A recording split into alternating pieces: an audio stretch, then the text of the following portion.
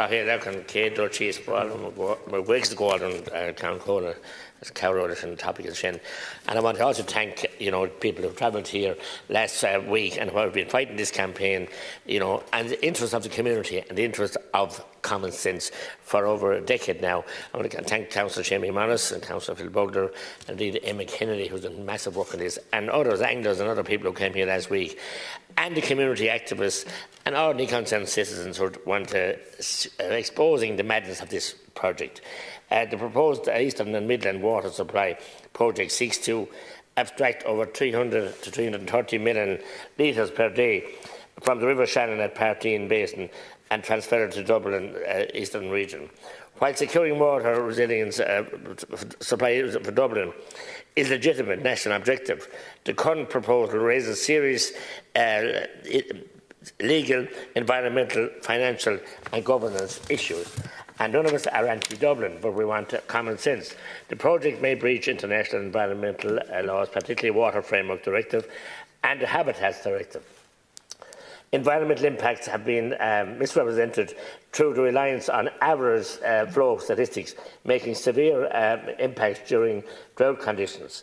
Better alternatives have not been properly evaluated, including leakage here in Dublin, which everybody knows and talks about it, and also groundwater development. The project externalises environmental risk to the Shannon catchment while primarily benefiting Dublin. And that's totally discriminatory. The environmental assessment does not exclude adverse impacts on protected habitats and species under the EU law and the EU directives prevents those. And it's also confirmed the project exposes the state to significant legal risk, ecological damage, and indeed long-term policy inconsistency, and that must be looked at as well. The 2% claim is misleading. The project documentation repeatedly states that the abstraction represents approximately 2% of the Shannon's average flow. This statistic is misleading and scientifically untrue. Ecological impacts are determined by flow conditions and not long-term averages.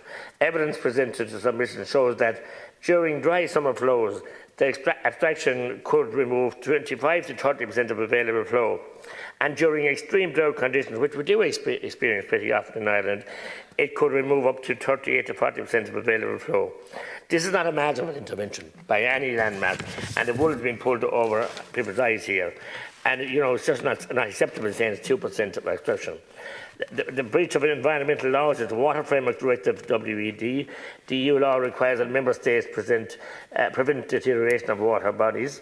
However, the Shannon system is already classified as below good status in several stretches. The application does not demonstrate with certainty that the deterioration will not occur.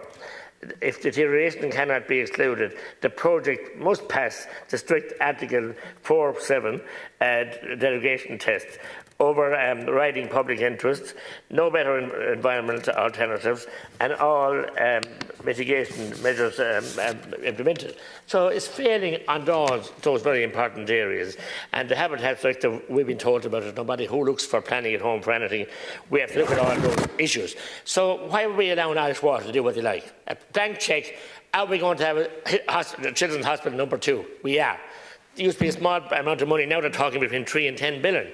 To put 2 big pipes up through the middle of the country when it's totally unnecessary. Fix the leaks in Dublin, common sense, save the water, treated water, I might add, that's been leaked, up to 40% of it on a daily basis and treated. Thanks. I'd like to thank Deputy McGrath for raising this important issue and to say that there is a critical need for a new water source for Dublin and the East and the Midlands. Currently, the River Liffey supplies 85% of the water requirements for 1.7 million people in Dublin, Meath, Kildare and Wicklow. By relying so heavily on one river, there is no alternative if there is a contamination or a weather event, or indeed backup if equipment failure affects supply. This project will provide Dublin, Meath, Kildare, Wicklow with a resilient, safe and secure water supply. It will also provide infrastructure with the capacity for future offtakes to serve communities along the route in Tipperary, Offaly and in Westmeath. The current cost estimate is €4.6 billion to €6 billion, and the construction of the project is scheduled to commence in 2028, with Uisce Éireann aiming to complete the project by 2032, subject to planning and other statutory approvals. It is important to note that the project will abstract a maximum of 2% of the average flow of the River Shannon at the Parteen Basin downstream of Lough Derg. Water levels at Lough Derg and the Parteen Basin will remain in the control of the ESB, and the abstraction will not affect the normal operating water levels. Uisce Éireann's modelling shows that the abstraction is sustainable, will have a neutral effect on water quality, and there will not be a visible day-to-day difference for any water users. Extensive preparation and studies have been undertaken, and Uisce Éireann will continue to monitor the project during and after its construction. The potential environmental impacts of the project are being considered as part of the statutory planning process and will ultimately form part of the determination to be made by Comisiún Pleanála. This includes an extensive public consultation. As part of the planning application for the project submitted last December, a 30,000-page environmental assessment report was submitted by Uisce Éireann. This report includes details of any likely significant environmental effects that may arise and the proposed mitigation measures that are being put in place. All of this is being considered as part of the planning application process for the project, and I would also note that the environmental assessment and other planning documents have been published by Uisce Éireann. On the lands required for the project, Uisce Éireann has engaged extensively with the main farming organisations, the Irish Creamery Milk Suppliers Association and the Irish Farmers Association, and an agreement has been reached on the standard agricultural way leave package with both landowners' representative organisations.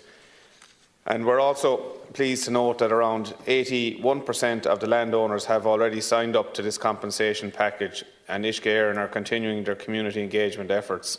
Uisce Éireann's community engagement clinics are continuing throughout 2026, and a dedicated community liaison officer is working with the local communities along the route. The Government is committed to getting this vital infrastructure built as quickly as possible, and will continue to support Uisce Éireann to deliver it.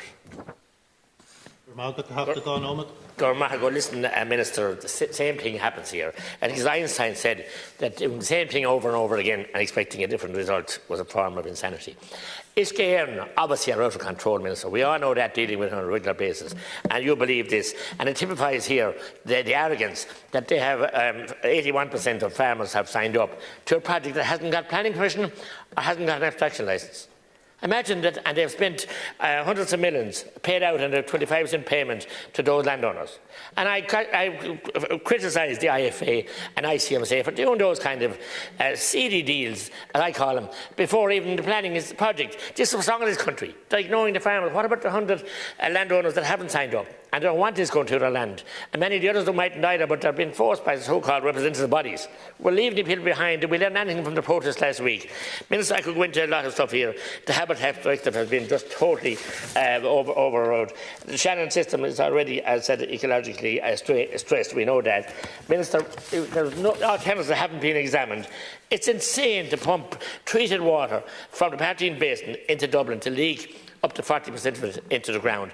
And we ought to remember what leaks back in when the pressure goes down and there's bursts, the kind of filth and dirt that seeps back in here to the people of Dublin and the water they're getting. So, and are we going to store the water in a pipe for a month, we're told, during different drought periods? What kind of water are we going to have? This is insane stuff, but it's just a typical situation of Uisce Éireann gone just arrogance. They won't deal with anybody properly. They're just throwing money at a problem. The government throws money at them. And I can tell you here now that Councillor Jamie Morrison, Phil Bugler, and indeed Emma Kennedy and the team here last week, and all the people who were opposed to this, not for any selfish reasons, but for the sake of the ecology, for the sake of the River Shannon, for the sake of their region, and for the sake of insanity, are not going to go away easy at this, because it's riddled with mistakes, and there'll be judicial reviews and God knows what, and it'll be fall down all over the place because it's based on a tissue of false information and not proper statistics. Thanks. So it's important to restate why we need the project. Currently, the water supply in the Eastern and Midlands region faces a number of serious challenges. A single source, River Liffey, supplies 85% of the water requirements for 1.7 million people in the Greater Dublin Area. This dependency on the Liffey results in a serious vulnerability to risks such as prolonged drought and or contamination, not just for Dublin, but for the whole of the Eastern and Midlands region. With forecasts showing that the region will need 34% more water by the year 2044 than is available today, this situation is not sustainable. The project will address these challenges and will provide a secure water supply for housing development and economic growth across the Eastern and Midlands region. The project works in tandem with ongoing leakage reduction efforts, and Uisce is investing over €2 billion in leakage reduction under the revised National Development Plan. Fixing leaks is, of course, essential, but it is only part of the solution. Fixing leaks alone will not meet the needs of the region, nor will it address the issue of over-reliance on the River Liffey. A new sustainable source of water is required alongside continued leakage reduction. The project went for planning permission in December last year, and construction is hoped to commence in 2028, subject to planning being granted and not challenged via litigation. So Uisce is hoping to complete the project by 2032. The project will work in tandem with Uisce's other major project, the Greater Dublin Drainage Project. Uisce will continue to work to accelerate the delivery of this vital infrastructure, and this process has already been greatly aided by reforms the Government has made as part of implementing Accelerating Infrastructure report.